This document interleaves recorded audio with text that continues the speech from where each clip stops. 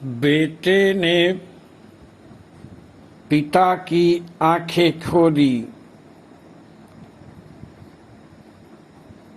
एक बड़े ऑफिसर थे। उनकी पत्नी भी चिकित्सक थी। उनके दो संतानें थी, एक बेटा और एक बेटी। उनके पिता की मृत्यु लगभग 2 साल पहले हो चुकी थी। माता जीवित थी। परिवार में धन संपत्ति सुख सुविधा की कमी नहीं थी। उनके बच्चे अच्छे स्कूल में पढ़ते थे। वहीं छात्रावास में रहते थे। जब लंबी छुट्टी होती थी तब वे घर पर आते थे। इसी बीच ऑफिसर ने अपनी माता को वृद्धा आश्रम में रख दिया। कुछ दिनों के बाद स्कूल में लंबी छुट्टी हुई। ऑफिसर के बेटे और बेटी घर आए।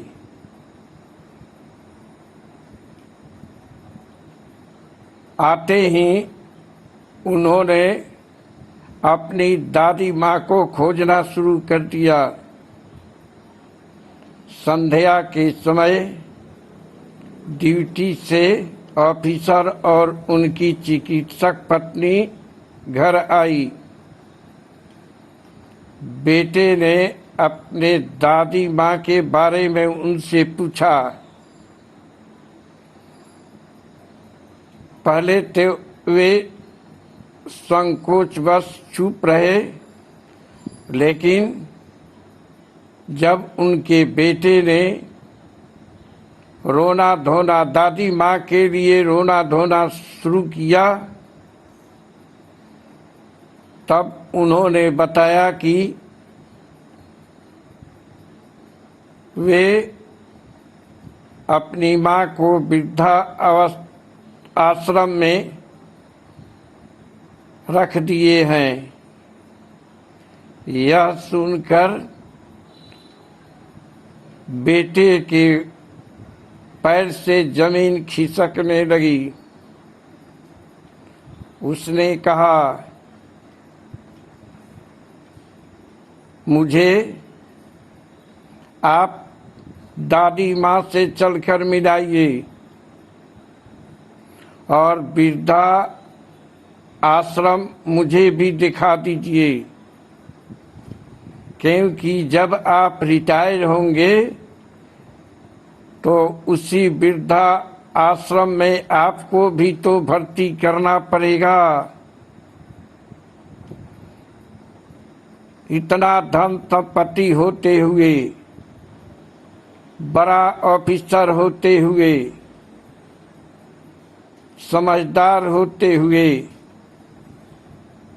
आपने मेरे दादी माँ को वृद्धा आश्रम में रख दिया। एक गरीब से गरीब व्यक्ति अपनी माता पिता की सेवा उन्हें अपने घर पर रख कर करता है। माता पिता ईश्वर से भी बड़े होते हैं। माता पिता की सेवा करना ईश्वर की भक्ति से भी बढ़कर है। यह सुनकर ऑफिसर के पैर के नीचे की धरती भी खिसकने लगी। वे पसीने पसीने हो गए। अंत में बेटे को समझाया कि कल सुबह होते हुए तुम्हें मैं तुम्हारे दादी माँ से मिलवा दूंगा। बेटा मान गया। सुबह होते ही ऑफिसर के बेटे बेटी दादी माँ से मिलने के लिए तैयार हो गए। वे ऑफिसर के पास पहुँचे। ऑफिसर ने कहा कि तैयार होकर चलते हैं, तब तक नाश्ता पानी कर लो। बेटे ने कहा, जब तक दादी माँ से नहीं मिलूंगा, उनका दर्शन नहीं करूंगा, तब तक नाश्ता पानी भी नहीं करूंगा। बेटे के आगे पिता को झुकना पड़ा और वे भी जल्द से जल्द तैयार होके गैरेज से अपनी गाड़ी निकाले और बेटे बेटी एवं पत्नी को लेकर वृद्धा आश्रम पहुंच गए। वृद्धा आश्रम को देखकर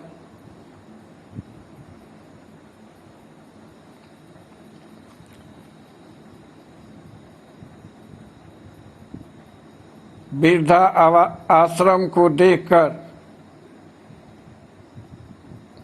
बेटे की आंखों से आंसू टपकने लगे। वह जहां दादी माँ थी वहां चला गया। उस समय दादी माँ जगी तो थी, लेकिन एकांत में बिछावन पर लेटी हुई थी।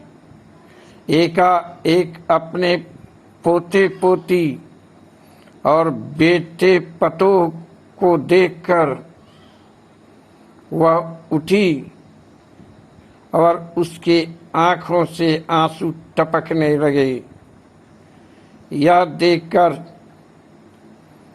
पोते पोती और बेटे बहू के आंखों से भी आंसू टपकने लगे। पोते पोती को दादी माँ ने अपने गोद में ले लिया और उसे प्यार करने लगी। यह देखकर उनके बेटे और बहू बहुत प्रभावित हुए। पोते ने कहा, दादी माँ चलो घर चलो, यहाँ तुमको क्षण मात्र भी नहीं रहने देंगे। इसके बाद उसने दादी माँ के सारे सामान को बांध लिया और वहां से दादी माँ का हाथ पकड़कर गाड़ी तक ले आया और वहां उन्हें बैठाया। ऑफिसर वृद्धा आश्रम से अपनी दादी माँ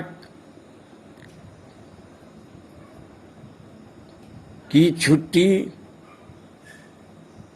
लेने के लिए चले गए और तुरंत ही चले आए। गाड़ी पर बैठकर सभी अपने घर आ गए। सभी खुश थे। बेटे पोते पोती दादी माँ से दादी माँ की सेवा करने लगे।